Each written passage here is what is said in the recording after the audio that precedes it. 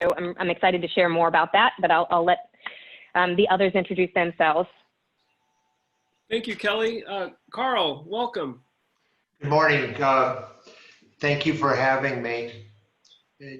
And a shout out to Aline Winderman, who taught me a lot about design when I chaired the first design review committee of the CRA Central Business District many, many years ago.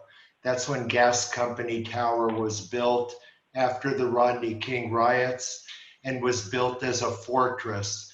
A 1.3 million square foot building had a door the size of a retail store leading into it. And that was a different time before we opened up buildings. I'm a director at JLL. I earn my living overseeing about a 7 million square foot agency portfolio where we work with owners and developers to lease their product. We also are involved in the sale many times of the product before and are involved in the storytelling and positioning. And my clients know me to be a friend of architects, to push my clients to spend more money to create better workplaces for the inhabitants.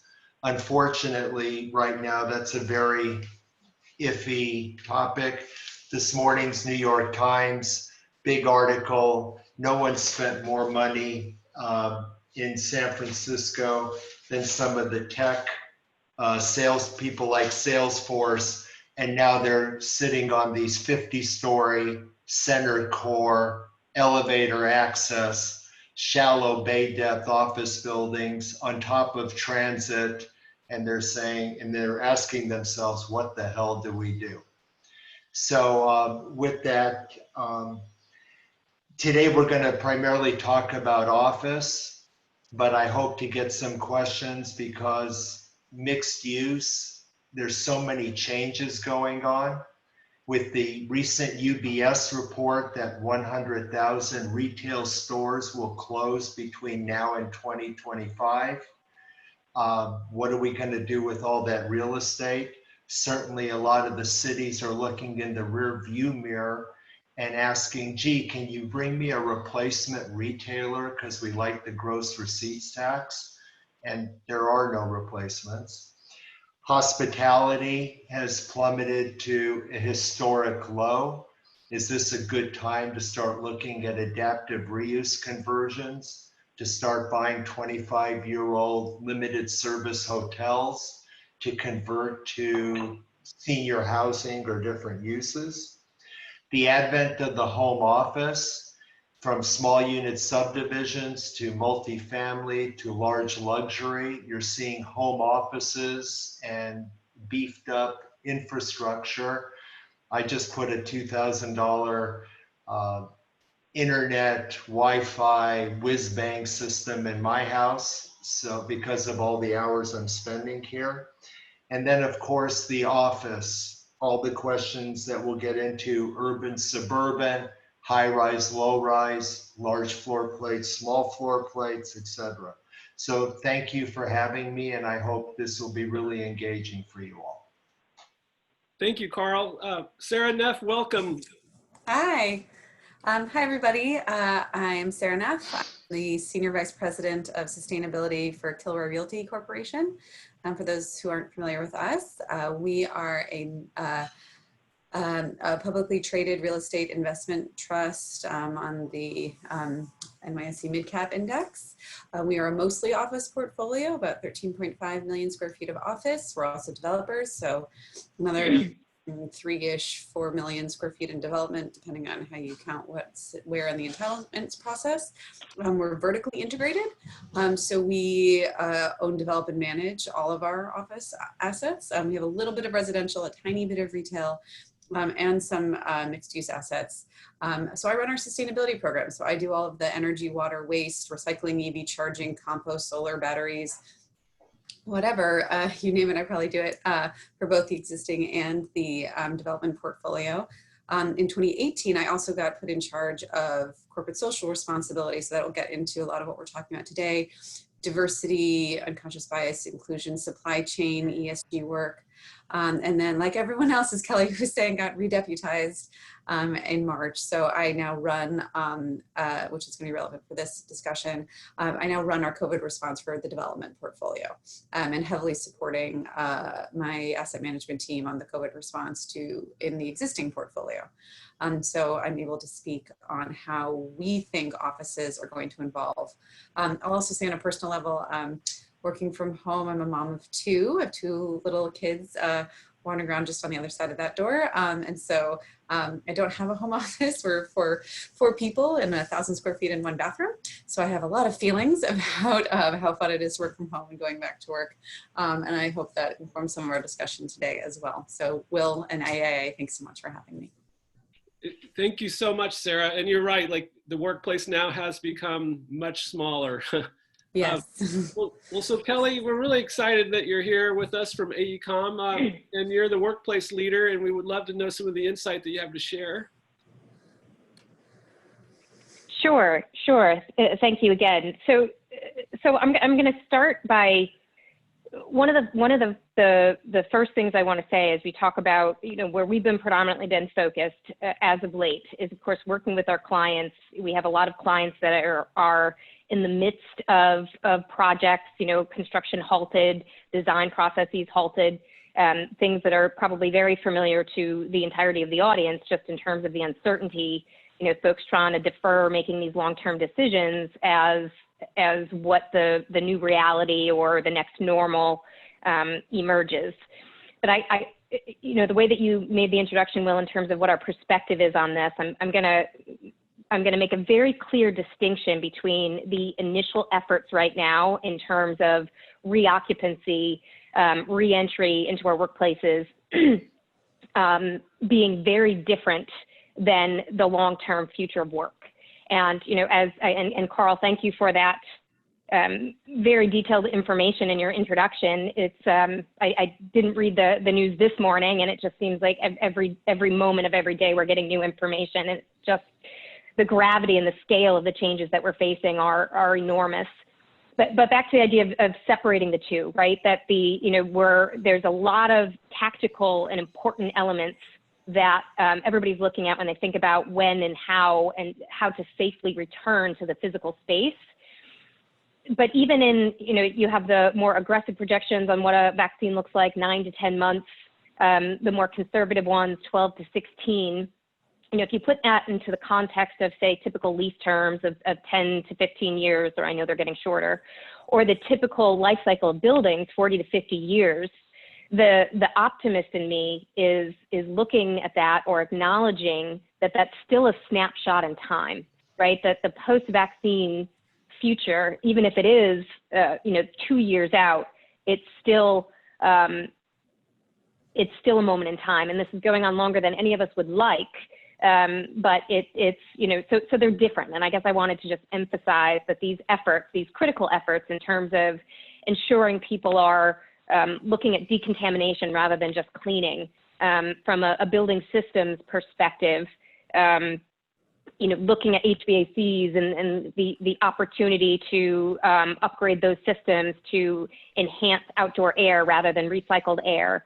Looking at social or physical distancing and what that means in terms of capacity, and what's the maximum capacity right now to account for that kind of distancing. These are all critical elements, and this is what we've been working on through our steering committee, addressing, helping clients on. But when you start to think about what the future is, and again, I'm gonna talk a little bit from an optimistic perspective, to the extent that there's anything to be optimistic about.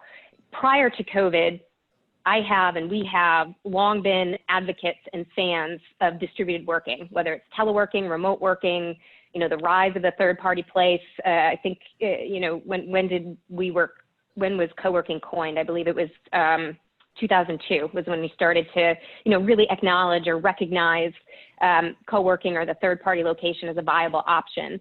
So we've long consulted clients globally, Fortune 500s, federal agencies, on what distributed work looks like. And when done right, distributed work can help with portfolio reductions, can help with spatial efficiency, but it can also help with work-life integration. It's just, when done right, it's a wonderful model that is a win-win-win. However, I'm going to emphasize the kind of when done right, because we've seen on all sides of the spectrum, we've seen organizations that want the real estate efficiencies, but maybe are, from a cultural perspective, maybe thinking that either telework or remote working wasn't for them, wasn't appropriate, wasn't applicable, wasn't possible. And again, where I think an opportunity has emerged is that those who once thought teleworking or distributed work was reserved for certain industries, certain organizations, are realizing its efficacy. However, obviously what we're doing now is not sustainable, intentional, or holistic telework. I think, Sarah, your story is like so many of my friends in terms of, just the wanting, I know you love your family, but I know you probably want to get out of there and just have some sense of normalcy and space and whatnot. And where I'm starting to become concerned, and I would love to answer questions about this, is the kind of the all or nothing pendulum swinging. We have a lot of organizations that are kind of, well, we're more productive than we thought, or this is more viable than we thought. So, what are these extreme portfolio reductions that we can maybe realize? And I think organizations and companies need to start to look at what does that sustainable or holistic approach look like. And I'm hoping, and we're working with clients to start to think about, what is that transfer in terms of subsidies for home office furniture, home office technology. And really, when you're talking about city centers and really densely populated areas, there's an inequity or a potential social inequity that's starting to emerge in terms of, people that don't even necessarily have the space in their homes to be able to do this on a sustainable long-term way. So, we're looking at that. We're working with academia. We're working, again, my roots in sociology, kind of looking at the societal context, but then really thinking through what the viable portfolio, spatial, and business implications of those are. So with that, I'll pass on to the other panelists, and again, would love to answer questions about that because I think it's a really important topic. Thank you, Kelly. That's extremely insightful. Carl, we welcome you to sort of take a little deeper dive and share your perspective. Well, let's take a step back before we look to the future. I just put a couple of websites on the chat box to sort of get us to the present. See, one thing about, you get phone calls, I've been on Zoom calls where a spouse came in and said, the puppy just peed in the living room floor. I can't deal with it. You handle it. And he had to cut the call short. But be that as it may, where were we? So the first project, the Reserve LA, was a vacant postal distribution center in Playa Vista. And I collaborated with Carlos Carrasquillo, then at HLW. We transformed it into a creative office campus, indoor, outdoor, a lot of headroom, a lot of public area, etc. We hit the market when it was 40% vacant. We leased the entire building in 20 months to 5 credit-worthy tenants who came from outside of the area. So sometimes the architecture, the project creates the demand rather than responds to it. From there, I worked with Ware Malcolm and Stephen Ehrlich to design Elevon LA, where the owners of that property said, how do we bring a little of Silicon Beach vibe to a very industrial section of El Segundo? And we're very proud of that result. And again, that project was fully committed and sold out on completion. The one we got a lot of notoriety, C3 at Culver Point, where we collaborated with Gensler on behalf of IDS. We basically took what we learned about the reserve and we stacked these creative boxes 8 high. And it's funny, there was no COVID 5 years ago, but we had bridges from the parking garage that you could access every one but one floor. directly without going through the lobby. We had full width balconies on each side. We had lots of fresh air because we had, with the balconies, we put in sliders and operable windows. So right now we've had very good response in terms of tenant retention. From there, we took a lot of those concepts and I collaborated with Kilroy on the design of Columbia Square with Rios Clemente.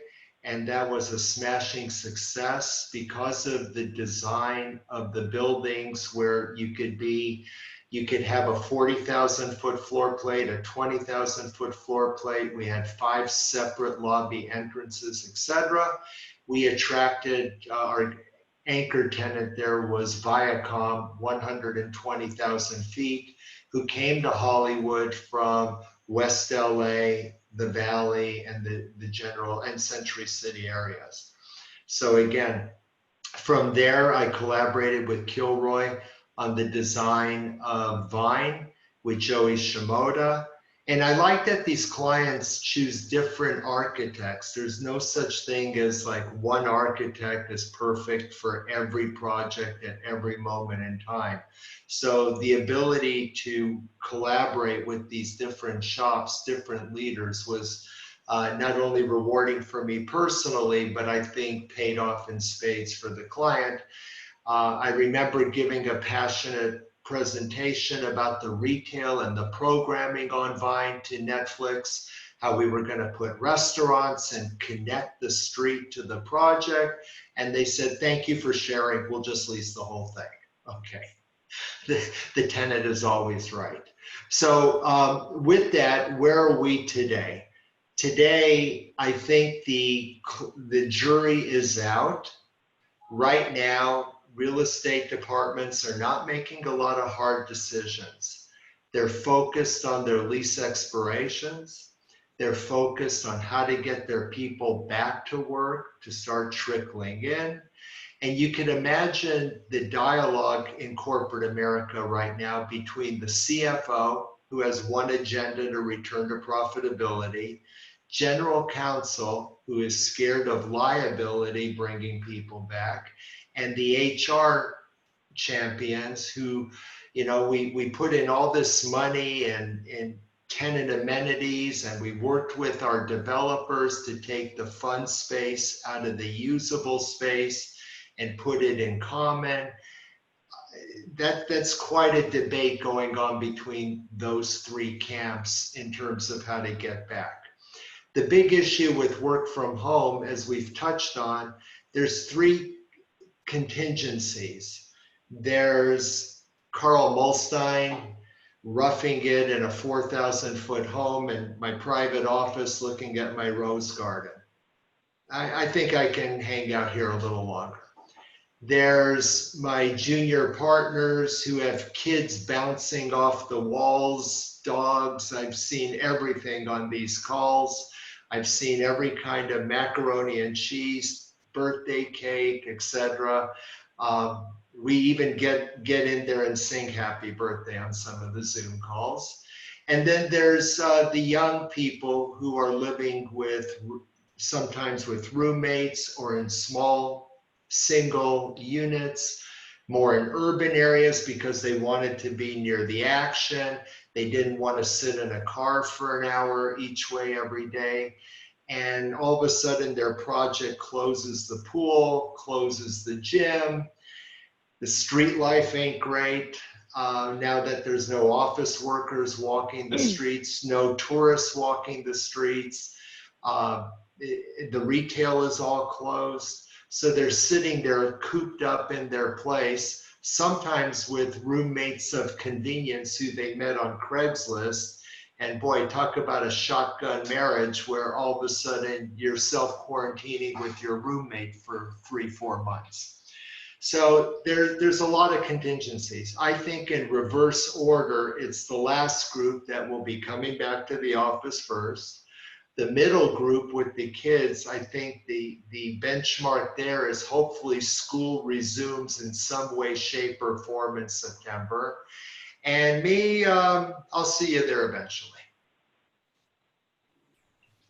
excellent, Carl. I think that's actually more optimistic than I would have ever given you credit for, but thank you for sharing that. Sarah, we're looking forward to your deeper dive. Absolutely. So I'm going to make hopefully, I mean, it's funny. It feels like this should be non-controversial, but I feel like it's something that needs to be said. We believe that there is a future for the concept of office, even in this world of coronavirus and however long it might take to get to a vaccine and beyond. We believe that ultimately people are going to want to, enough people, let's put it that way, are going to want to come back and work in offices and see each other face to face and collaborate. And we want to be, and the word is mitigation, and words are mitigation and flexibility, right? So that's where we are seeing the office of the future. I think, recent, publications and surveys like the Gensler survey that I'm sure many saw, showed that, 45% of people-ish are happy to work from home. So that's a lot. It's still not the majority. There are people who want to come back. So we're seeing a range of responses from our tenants, from Apple, who as soon as restrictions lift, they're getting right back in. Steve Jobs very much created a culture of face-to-face collaboration, and they want to see each other. And you have others, Twitter, who's saying, working from home works for us forever. So we know that there's going to be a range, but we feel that all companies are going to want an office presence, and they're going to want a presence that makes them feel safe and in control. And we want to be flexible so that we can adapt for a world of pre-vaccine and then a world of post-vaccine. We ultimately think that people are going to want to, go back to business as usual. As Carl was saying, yes, Salesforce has one of those big towers of ours in San Francisco. And yes, most of them are from home, but we feel that eventually folks will be back. So what does that mean when they do come back? That means that we're able to put up and, we want spaces that can be reconfigured so that people can be close together if they need to be, farther apart if they need to be. As Carl mentioned a lot, outside space, very, very important. The virus transmits less outside in the sun and the wind. We want to make sure there's a lot of, outdoor opportunity for our tenants. The other thing is we also want to make sure that we're only putting in, or trying to only put in, amenities that make sense in a post-vaccine world. There's a cold and flu season every year, right? Which has an impact on our economy in that I think it's over billions. And so anything that reduces, disease transmission in that is going to be good for our tenants. So those are things like, touchless actuated doors, right? So you don't have to be touching doors. It's more sanitation. It's, opening up more stairwells. I've been fighting the open stairwell fight at Kilroy for a long time. And all of a sudden, everybody wants an open stairwell because it reduces elevator congestion. So we think that there are a lot of things that were already a good idea that just seem like a way even better idea now. There are some things that I will admit, me personally, Sarah and I'm pushing back against. Kelly mentioned, I think this really well, of like, what is the HVAC going to look like in this workplace of the future?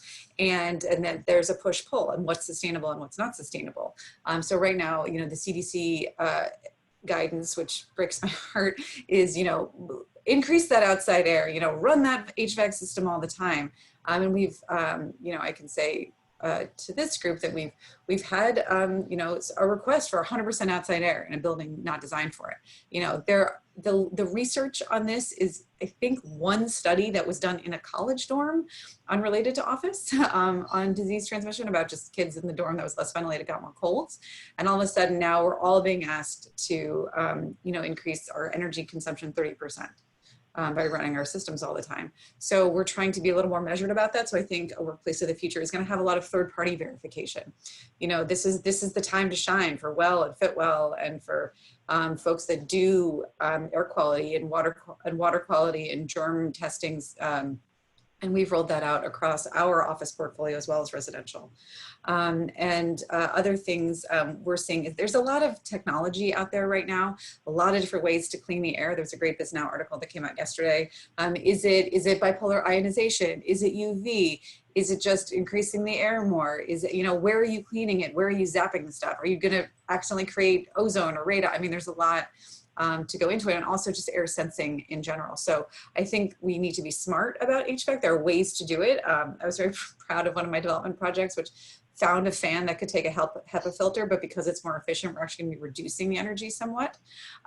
So that's exciting. There are ways to sort of thread the needle between more air and not blowing all of our sustainability goals out. And we also, but the final thing I wanted to say, it's also a lot about trust. You can have the cleanest bathroom, you know, this side of the Mississippi, but if there is some trash on the floor, like as somebody's, you know, coming into the office, you've destroyed all the trust, right? So the appearance is important. It's not just, you know, are things, you know, super clean on a microbial level, but what does the office look like? Is it making me feel safe? Is it making me feel secure? And so, you know, and that's a lot of signage, and it's a lot of making sure people are wearing PPE, and it's a lot, you know, there's a lot of things that go into that as well that we're trying to be sensitive to in the experience of having people want to come back to our offices. So it's the doing, but it's also the communicating. But then again, you have to be careful. The workplace of the future can be as pandemically prepared as possible, but as soon as a sick person comes in and sneezes on the elevator, you know, and janitorial is not coming in for 12 more hours, you know, that's not something that a building can do.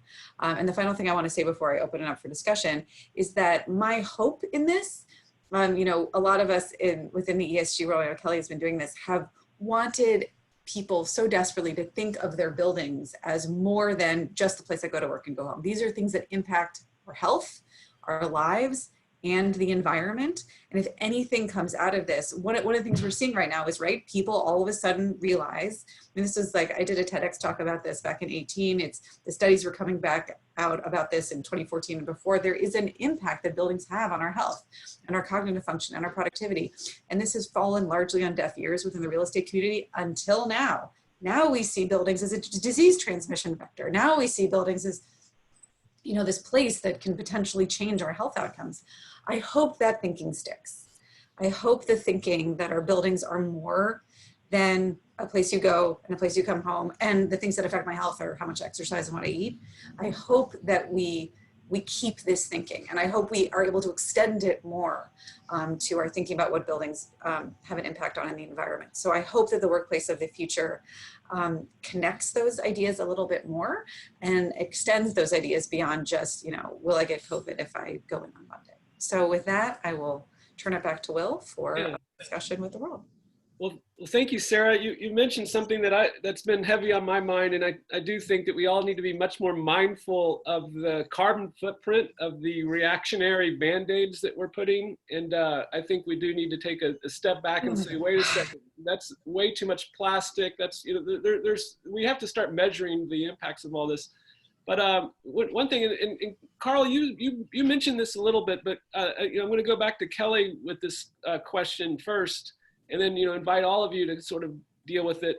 You know, as we're trying to make the workforce more inclusive, we have to be extremely mindful that not everybody has the privilege of the 4,000 square foot home, and so I'm wondering, from the social, you know, the equitable impacts of what we're trying to do here is we're balancing a healthier work environment, and that will require participation from more people working from home. So I'm just wondering, Kelly, what are your thoughts on how, you know, the social equity impacts of more people working from home, and, you know, more people having to balance and share that safe working environment? Yep. So that's a great question, and I loved some of the things that you said, Sarah. And I know that we only have 20 minutes left, but you just gave me an opportunity to geek out about cognitive ergonomics and the impact that the built environment has on our cognitive functioning and our neuroprocesses, and it's a critical, important topic. You know, but to take a step back and answer your question specifically, Will, you know, there's a number of considerations that we have to think about in terms of social equity, and really, you know, one of the things I think I'm going to go a little bit different direction with your answer, and I think I mirror, and I love how Sarah said that, you know, it seems controversial almost to say it, but even as much as I'm a proponent of distributed work, I'm an even bigger proponent of healthy workplaces and the purpose of offices and the intent to bring people together, but to facilitate varied work modes and help us just perform. You know, we talk about high performing buildings, and that's from the sustainability, the building performance, but we also talk about the occupiers, and there is a direct link to those two things. And, you know, a broader step back, we are a social species, you know, just as a species, it's how we've evolved, it's how we've survived, it's how we thrive. It's together. You know, if you know, in the context of, you know, human history, there have been epidemics, pandemics in the past, and we have emerged from them. Obviously, we have to prioritize health and safety right now. A big part of health and safety is also the psychological safety of the occupants, you know, as they are navigating, you know, their comfort level in going back at this time. And as Sarah mentioned and others mentioned, you know, there are elements that we have to take into account, the decontamination, that I'm still hoping and keeping my fingers crossed for even more innovation with regards to UV and other ways to kind of protect ourselves. And then you're also seeing the less innovative, but I suppose somewhat required of, you know, taping off areas and stand here and here's 7 feet of social distancing. I mean, I was in complete denial that those were the solutions a few months ago. But, you know, in the absence of these other innovations or these, you know, solutions, you know, that is kind of where we are in this interim point. Back to the, you know, where the purpose that our offices serve has shifted over the past few decades. I mean, we used to have to be there because that's where our computers were, you know, work was tactical. It wasn't as digital. You know, it was kind of the 9 to 5, our computers tethered us to our desks. You know, as technology has evolved and allowed mobility, and both internal and external mobility, the purpose of our offices have changed, which is, again, to support those varied cognitive states that we go through, to support the collaboration, to, you know, the serendipitous connections that we're always talking about that are very real things, especially when, you know, everyone on this panel works for large organizations, and just the, you know, the visibility and the camaraderie and the culture that is built from our offices and our physical spaces is really difficult to mimic virtually. We've been able to do it. You know, we've worked with, you know, global teams for years, and a lot of organizations take advantage of their global teams and staff, but the physical office, again, helps build culture. It reinforces culture. And, you know, one of the ways, you know, prior to COVID that we've been seeing the modernization of offices and, you know, progressive or agile working, which is the kind of separation of organizational hierarchy from space standards. Now, let me be clear, it's important that organizations have hierarchy and that authority and decision-making structures are clear, but we've started to see less of allocating, you know, the senior-most folks and giving them 400 square foot offices while the worker bees, you know, get the 6-foot bench. We're starting to see universal planning models, you know, non-assigned seating. Those things not only, you know, they create more equity within the workplace. And one of the topics that I love to talk about is daylight equity. You know, I mean, we all know that kind of previous or older planning models, you know, consisted of building enclosed spaces around the core and sucking up all the wonderful natural light for those that were lucky enough to have those assigned spaces. The more use of glass, the more open environments that allows that light penetration. Circadian rhythms are incredibly important to our overall health and well-being.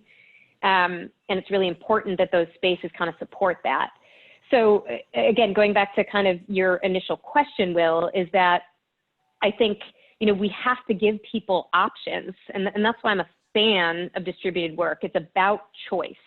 Yes, I like for folks to be able to have the option if they've been traveling or they've been doing workshops or if they have to review, to have the option to work from their home office. If you know, our benchmark is, you know, 65% of my calls are with people outside of the office, I'm probably not going to go in unless, you know, that one meeting is really important with the team and then I physically go there. But it is about choice and control, and to minimize or shrink our portfolios, or to even, you know, consider the idea that the purpose of offices is negated in a post-pandemic future, removes that choice.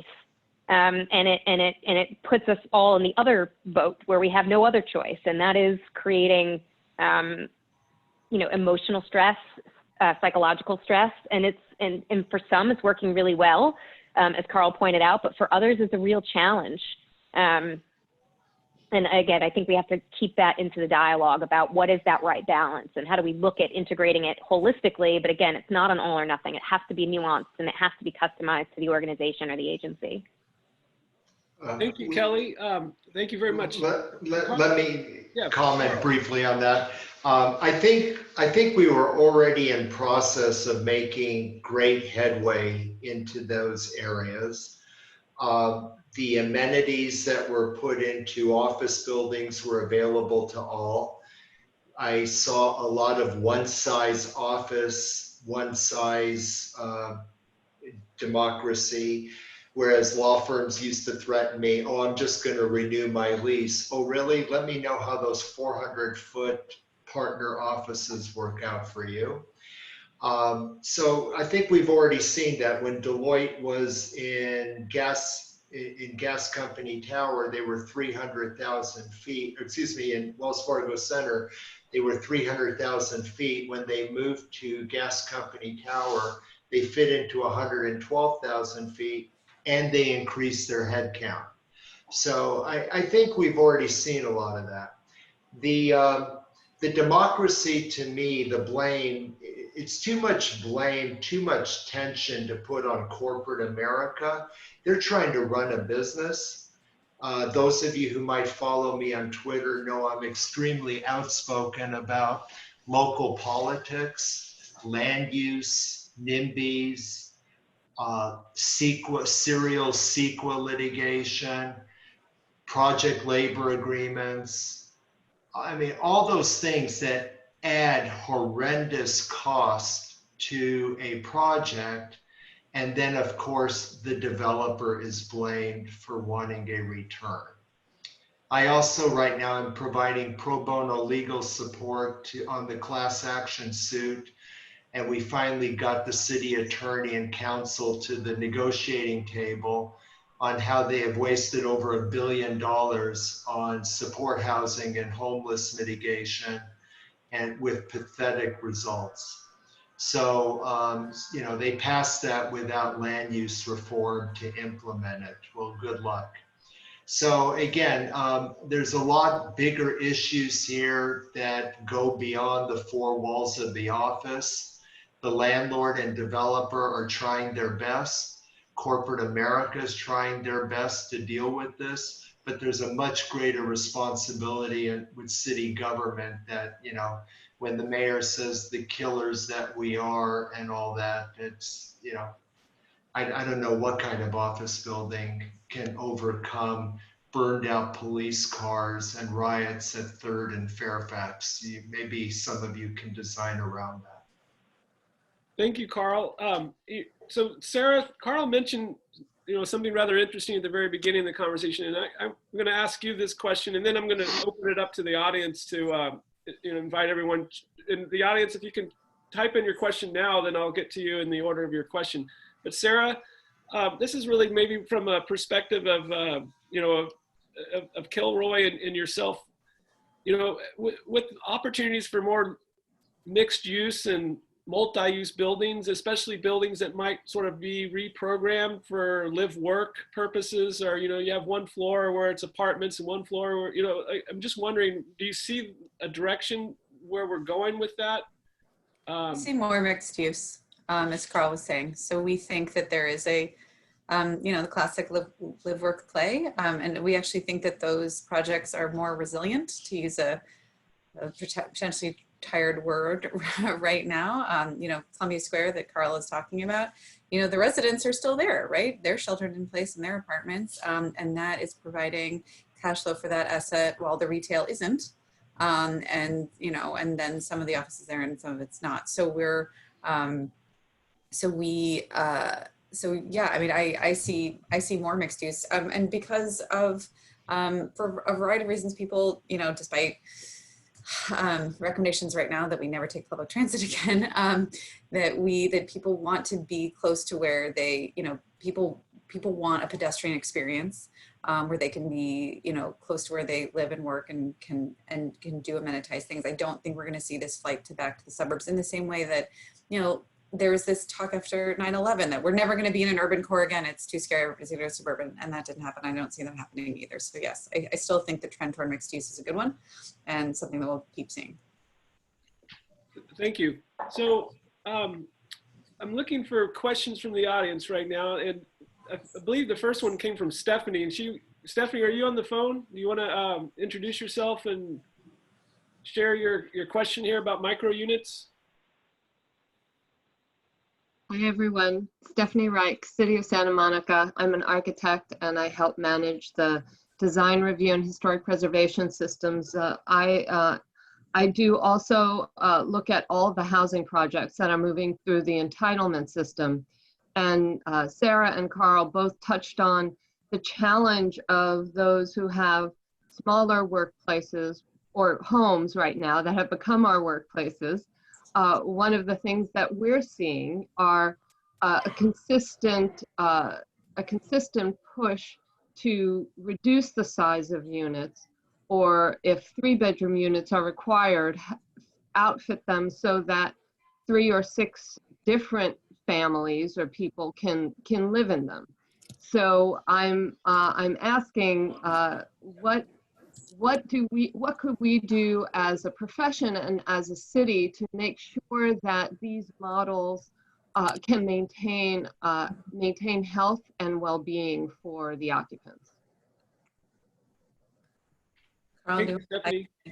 I'll take a stab at that. And Santa Monica has had a tremendous growth spurt of smaller units, driven by the jobs boom there with tech and media. So that made sense. And plus with the tying in with the Expo line, transit, 3rd Street Promenade, etc. But I think the 3rd Street Promenade, look, restaurants, experiential retail was supposed to take us out of when department stores and traditional retail was softening. Experiential was supposed to take us out of that. That obviously now is going to take a step back. So I think a combination, and I think Santa Monica just did this, was for projects over a certain size, they are expediting the approval process to get them built to accommodate the insatiable demand. And second of all, maybe attract more convenes, city clubs, WeWork type, where you need an office for a day. I mean, there's even a lot of hotels now that are renting hotel rooms by the day for office workers who want to get away from that peeing puppy in the living room interruption. And so I think maybe just relaxing some of the zoning on those uses, and I think the private market will follow. I'm not insinuating that you should get, I wouldn't recommend getting off of the micro units because affordability is key. And I think the city does benefit from that density. We just got to figure out, an answer to this. Yeah, I agree. So, I mean, Carl is definitely saying like amenities are important for supporting health and micro units. We also know how to build them correctly and just need to make sure that those best practices in health are maintained. Obviously low VOC finishes, plenty of daylight, plenty of ventilation. Ventilation is very important, especially residential, especially now when we're here all the time. Making sure that there's sterile, not just elevators, making sure that there's amenities for fitness, not necessarily within a building because those are mostly closed anyway, but are we close to a park? Are we close to, something that can be used as open space? Biophilia is very important. People are much happier when they have some access to nature. Is there that being considered as well? But as a Santa Monica resident, I'm a big fan of the micro unit. I don't want people to have to drive from 3 hours away to come to their job here. I want people to be able to afford to live here. And so I'm definitely a fan of more and more housing, however it can come in. Thank you, Sarah. So I have a question from Amy. Amy, do you want to unmute yourself? Are you? Sure. Welcome. Can you hear me? Yes. Hi, thanks. Yeah, so I'm with Hudson Pacific Properties. So obviously we're a REIT as well. Hi, and we're in the business of leasing office space. So I'm just curious to all the panelists, when do your firms anticipate reintegration back into the physical office? Sarah. The idea is we're prepared now for it, but we don't know. And our tenants don't know either. I don't think either. So the idea is you got to be ready, right? Like we're ready with everything. I feel confident that we're ready now. We're just finishing up all of our pandemic preparedness for inspections with Underwriters Laboratory, who came in and is doing the air and water quality germ testing, basically to make sure that everything, all of the stuff that we put in place is actually functional. So I think that's wrapping up. I think we wrapped up last week on that. And so we're ready and we're waiting for the call, and some tenants are trickling back in, some aren't. So we don't know, and nobody knows. I mean, right, most of us I think are in California, since LA, our infection rates are going up. And get the push to reopen isn't abating. So I don't know about you guys. I think we're gonna hear the second wave is gonna hit pretty soon. You know, things aren't going in the right direction. So I don't know when companies will be comfortable with the idea as a landlord. You have to be fully ready as if it's happening yesterday, and then sit and wait. On the other hand, I also don't think we need to do, before people are in, it's like we have to deep clean janitorial every night. Like, no, we don't. Nobody's there anyway. Like, I think it's like, be ready to do that. Have done all your dry runs, know how you're going to do all this. The signs need to be up, everything needs to be up. But then I think, again, environmentally, we don't need to blast everything if, you know, there's zones where nobody's occupying it. Like, let's be a little careful about it. But yeah, be prepared, and then could be, I think everybody's talking June 15th, and I don't really see that happening. So we'll see. Right. Summer happens. So I'd love to jump in on that as well. You know, we're working with clients all across the country, all across the globe, and in some locations they never fully left. You know, but certainly to kind of focus my answer on LA or California as a whole, you know, I agree with Sarah that it is just, unfortunately, it's still an unknown. But we have seen, as Sarah said, you know, tenants trickling in, some folks that are already there. You know, a big part of the answer to that question has to do with the demand in terms of, you know, the occupier's preference and their concerns. And I think, you know, back to the previous question about, or the previous questions or dialogue around the live, work, play type scenarios, you know, those that do live close to where they work, you know, they have a higher comfort level because they can get there via bike or they can walk or what have you. And so those folks feel more comfortable and they're choosing to go back in. They wear their PPE. You know, they're kind of taking on, they're choosing to do it, right? And I think, you know, from a developer's perspective, I think, you know, Sarah's perspective is important in terms of being ready, you know, yesterday. But it's more, you know, there's an organizational kind of structure and an occupier structure in terms of, you know, understanding what the demand is, how people feel about going back. Do they want to go back? Because there are some people that are, you know, anxious to get back, and knowing that they're allowed, knowing that their organizations or buildings have taken, you know, the appropriate measures. And in some cases, those appropriate measures is just making the chemicals available, making the sanitation available, you know, making it clear how many people can go into the elevator, opening up the fire doors, the stairwell, so that people can, you know, choose to take the stairs. Of course, that only applies to the lower level floors. But again, it's a bit about really gauging that demand and gauging occupiers' comfort level with going back. And I'll also say it's a 40% thing, right? So like our offices can get about 40% occupied before you can't really maintain social distancing anymore. So I think that's the number I'm more worried. Like, we're ready up to, I think, about, I don't know when we'll hit 40%, but after 40%, like, it's, you know, if you want to reduce the number of people in the elevators and all of a sudden you have like congestion in the lobby, like that kind of thing starts happening at about 40-ish%. And so I think I feel like we're ready, you know, I feel strongly that Hillary's done a great job with this, but I think that's really going to be where the rubber meets the road, is who's comfortable getting in above the 40% level. And a lot of office tenants are confused about going back, in that there are no laws, there are no legal guidelines. So should I have them wear masks in a private office? Do I put 2 people in an elevator, 4 people in an elevator? how do you deal with this? So I wish there'd be some kind of uniform code that the state, city, someone could issue that would give more clarity so that people can then decide. I'm hearing a lot of July 6th as the first trickle coming in, but again, that date has slid a couple times. I think for us locally, an important milestone was opening production again. The studios will start having a trickle approach to production, which is the largest employer in our region. So that's going to have benefit. But for all of you, regardless of July 6th, end of the year, whenever it is, every space needs change.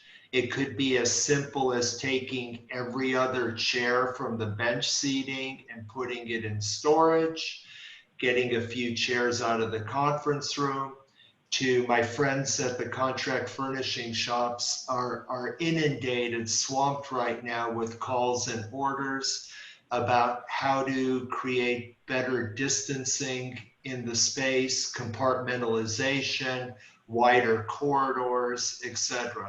So everyone is going to need some kind of work.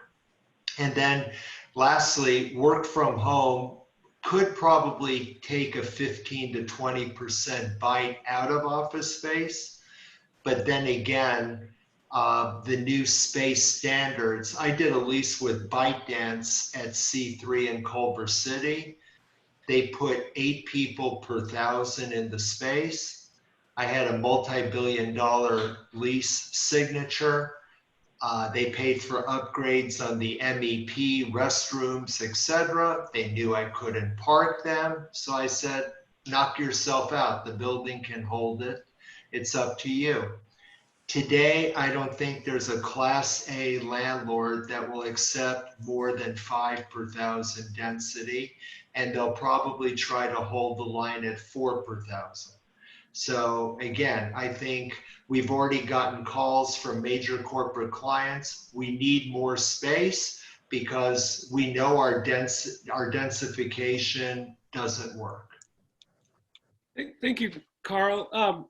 So Stephen Lewis is on the call here, and he raised a really interesting question and concern. And he actually wrote a nice article that we put on our website. But Stephen, if you're there, do you mind addressing this? This is something that I think is really important, which is our willingness to abandon our basic human need for connectivity in the face of COVID fears, and sort of, what that really means with regards to bringing teams together and the importance of team building with regards to our work. Sure. Hello, all my friends out there. I'm trying to elevate to a higher altitude over this thing and understand that we have immediate needs and we're addressing them in as knee-jerk a way as we can, but as considerately as we can. And working at home has been the first answer. But, if we imagine a year from now, and whether or not we're able to achieve a vaccine, we don't know. There's, soup to nuts opinions about it. But according to Dr. Fauci, we could, by the end of the year, even have something that's gone through trials and worked. So a year from now, we have this vaccine, it diminishes the fear. Will we go back? Will we regret making severe changes to our environment, to your leases, only to find that there's this gradual trickle and then a flood of back to the old normal? And if that were to happen, would that be simply a response to our sort of tribal need to have proximity, to be close to people? So I raised those questions in my piece that I wrote called Brave New World ? And I hope, and it has provoked quite a conversation. I'm amazed at how many views of that thing there've been already in just 3 days. But I think these are things that these kinds of discussions that we're having today are really important. But I also think that we need to add to that conversation. We need a sociologist or a psychologist or someone in the conversation to help us humanize the impacts that we're discussing to the physical environment on who we are and how we function in a long term.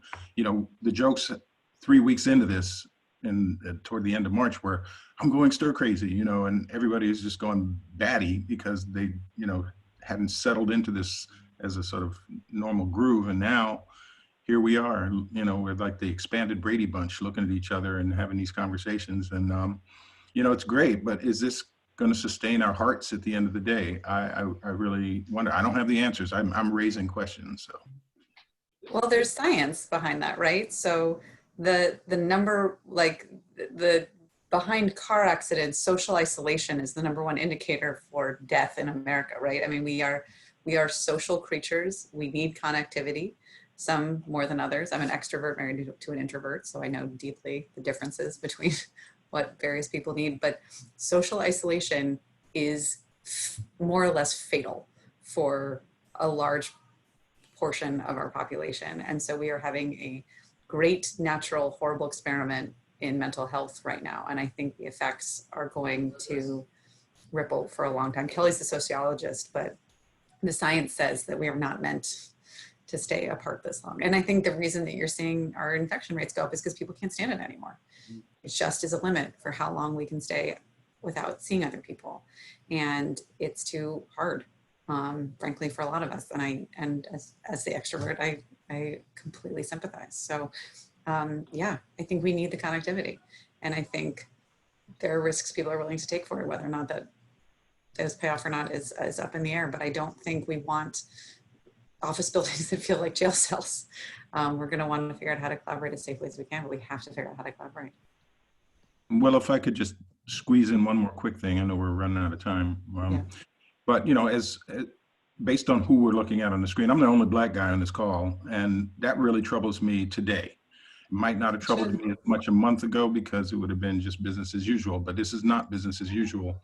And as a profession has been really striving to improve diversity and inclusion, including the large firm roundtable of 50 largest firms in the nation, making huge commitments to double the number of licensed Black architects by 2030, things like that. I would just say the next one of Will's wonderful calls that he schedules, grab one of your Black colleagues, and if you don't have one, go grab somebody off the street and drag them into this conversation, because we really need to add that dynamic to what we're talking about. Some people, and you know, Black folks are the full economic spectrum. You got people like Carl living in 4,000 square foot shacks, but you know, there are people of all stripes who are unable to socially distance, unable to conduct their lives and survive without putting themselves in greater danger. And we really need to be thinking about and talking about them as well. Off my soapbox. Thank you for sharing, Stephen.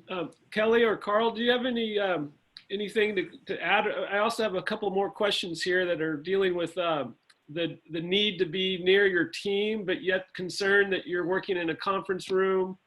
And, you know, what are best practices with regards to that team building? And, you know, there's so much that I've heard about just the synchronicity of being in an office together and the importance of that.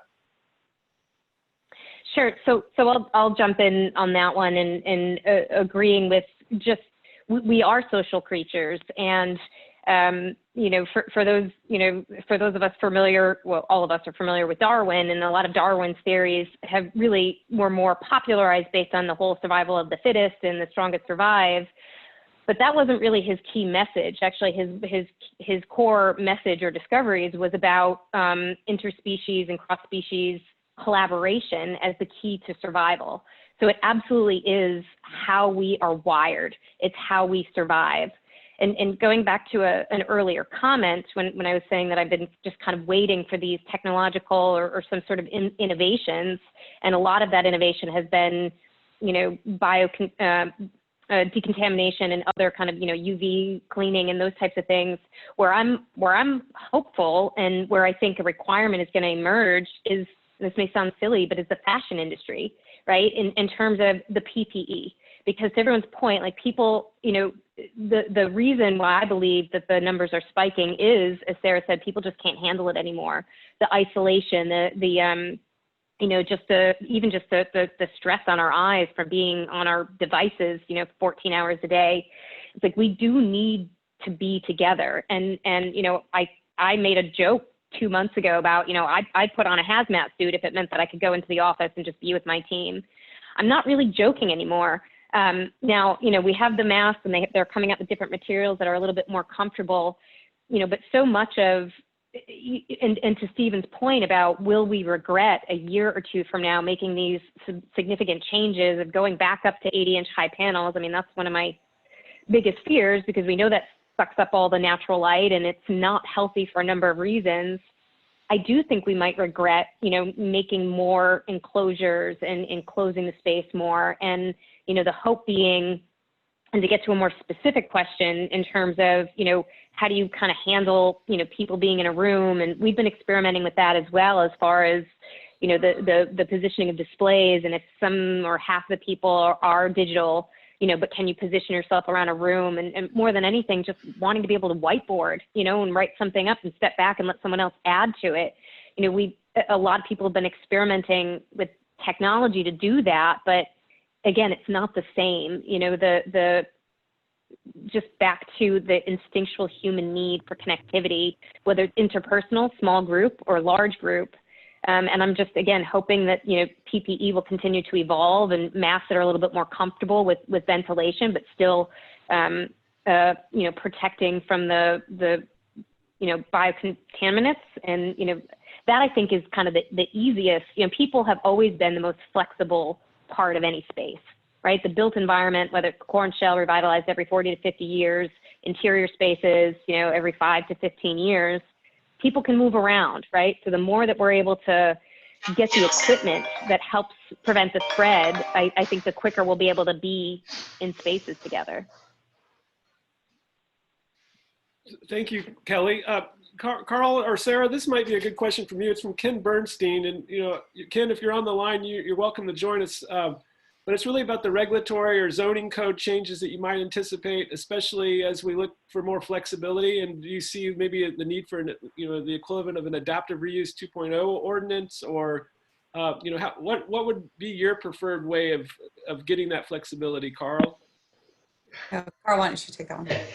It's rated X, but I'll go ahead. I mean, the system is absolutely broken. It is just absolutely broken. It's embarrassing. It is hurting everyone. This is a downturn unlike 08-09. 08-09, okay, a bunch of rich bankers lost their jobs in New York, but you still could go to a Starbucks, sit in a movie.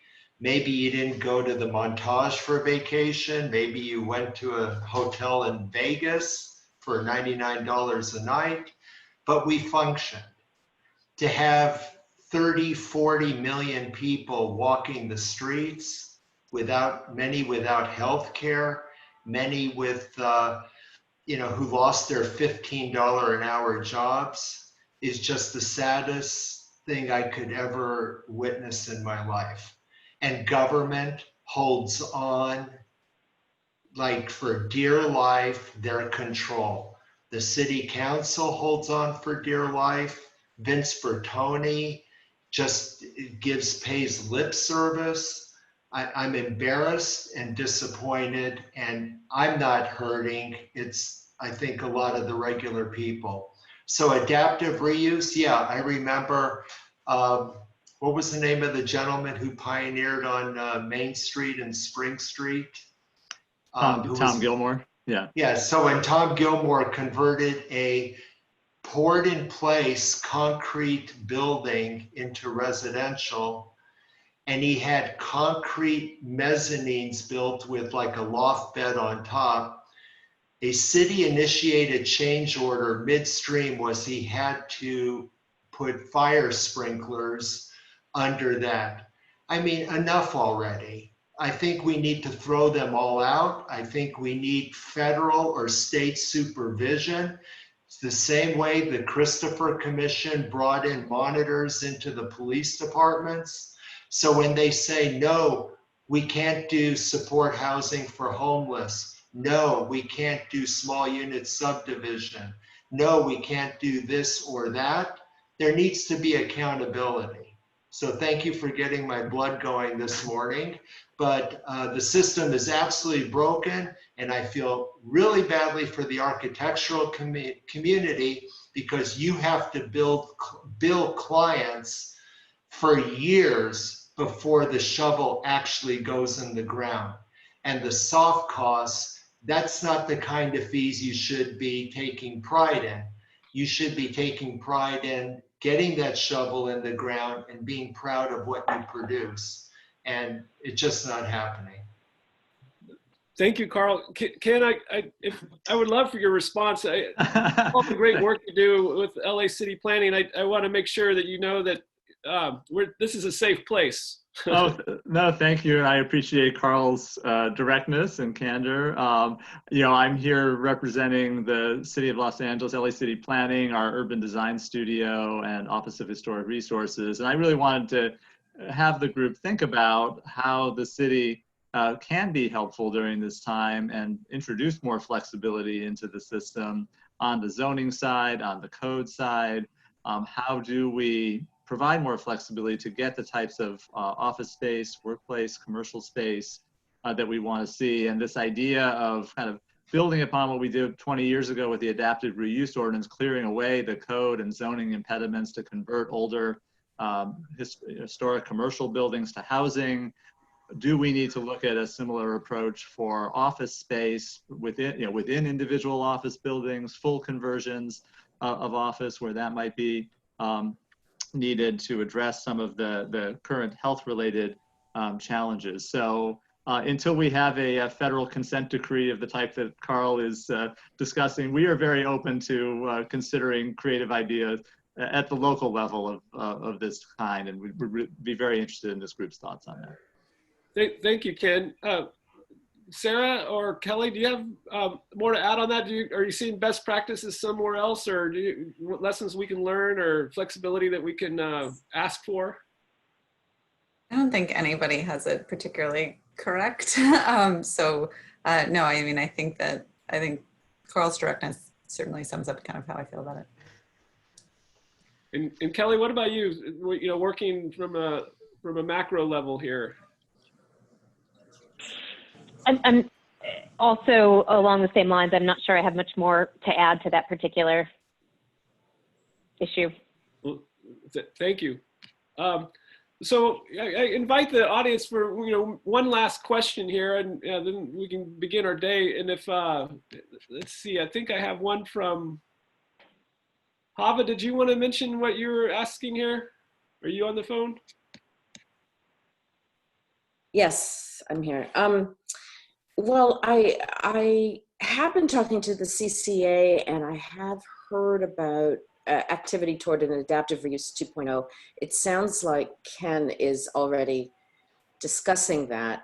I guess my question is, and it's in the response to Carl's expressed frustration, which I think each of us has a story similar to that, is I wonder if there isn't an opportunity to have a person who can make common sense decisions, that when really well-meaning ordinances and planning directives are put in place, but a condition comes up where it's a poor fit, rather than have to go through a year-long process to get a CUP or something like that. The example is the sprinklers underneath the concrete stair. If there couldn't be more ombudsman, like an ombudsman kind of position where somebody is empowered to make certain kinds of common sense decisions, where we don't need a public hearing to decide whether there's a sprinkler under a concrete stair, or just things that have clearly been vetted, and all of a sudden, because of the way the ordinance is written, I think there's a lot of really, really good intentions for, underlying a lot of regulations and ordinances, but that we each have an example where there was just such a misfit, and it's so obvious that someone could make that decision. And I think not having access to that sometimes is very frustrating. Thank you, Hava. So, as we bring our morning to the next chapter, I invite some closing remarks from each of you if you have anything to share. And I would love to just see like summation. This is the first of a series of 7, so I need to learn how to continue these conversations in a more effective manner, but I really appreciate your involvement. Kelly, Carl, Sarah, do you have sort of final remarks? I would just say that this is all uncharted territory for all of us. So it's going to take deep collaboration between landlords, between, the transactional teams like Carl runs, and architects to come up with, office spaces that both for the current crisis and then post-crisis will invite people to come back in if they want to be able to, be at their best, most productive selves. So none of us yet know what that looks like. None of us have had the experience of going back in for the first time and knowing what the triggers are and what we want to see and don't want to see. And does all the sign make us paranoid? Do the signs make us feel safe? We don't know what that reaction is going to be yet. So this is going to be the community that has to help figure that out. It's an interesting time, but I think the one thing I can say is we're all very open to ideas. Nobody thinks they have this figured out. And that is a good thing. And, as they say in business school, never waste a good crisis. So this is going to be the time where we throw everything up in the air and try to learn a better way of doing things. And I firmly believe that we'll be able to. Thank you, Sarah. Carl? Very, very difficult times. We had the ability to use emergency powers by government. Imagine when Katrina hit New Orleans, if they would send out RFPs and RFQs when 40,000 people were on the streets and have CEQA litigation as to where we can put those people. Wouldn't have been a good result, and that's what we're facing here. Every asset class is up for reinvention. We'll probably lose 1/3 of the malls in Los Angeles, of the regional malls. I appreciate Paul Koretz's office working with Hudson and Macerich to get West Side Pavilion change in use without 5-year process, because that way we saved probably 3,000 jobs that will be coming here from Google. So that kind of government flexibility every once in a while shines, and we need more of it. But multifamily design, amenities in office, hotels, convention facilities. Look, we're lucky. We're in Los Angeles. We're in a very diverse economy. If this was AIA Orlando, AIA Tulsa, Oklahoma, and the oil patch, AIA Las Vegas with 300,000 unemployed in hospitality and convention work, we'd be having a different kind of conversation. So I think it will kickstart here much faster than other parts of the country. But I think if you specialize in any one area, broaden your horizons, because the asset classes are about to merge, change uses, and we're going to come up with some exciting things, including the 3 biggest transactions right now in LA are Amazon last mile e-commerce distribution facilities that are being negotiated and will probably employ 3,000 to 4,000 people. Whatever your feeling is about those blue Sprinter vans in your neighborhood. Thank you, Carl. Kelly, final remarks? Sure. I do have one specific one, though, I saw in the chat as going back to the last discussion about permanent changes to the built environment. I saw something about maybe some interim or more flexible products. Absolutely, I do think to the extent that that's plausible or practical for organizations, things like stack-on sneeze guards or, temporary efforts or changes or renovations that can be made that help in this current state, but aren't permanent or long-term.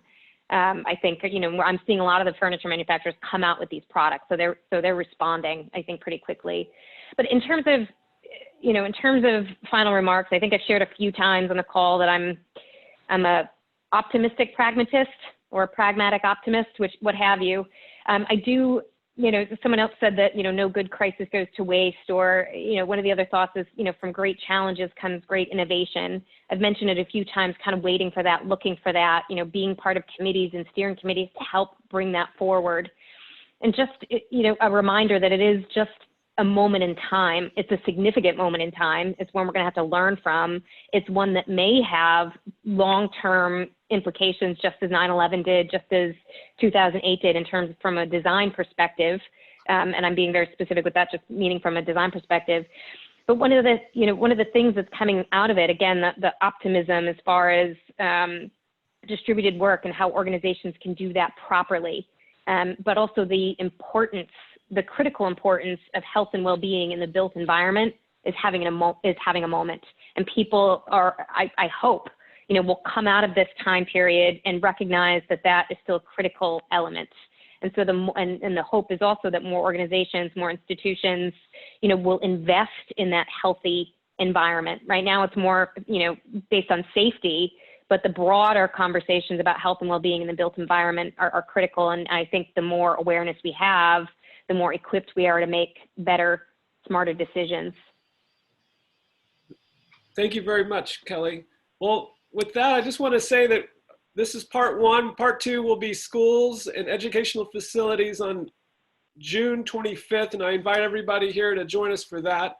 And, you know, if everyone doesn't mind, I'm going to see if I can do this. We're going to give a big round of applause. I'm going to mute everybody here. And if we can all just say thank you to our great panelists. Thank you very much. Thank you. Thank you. Thank you.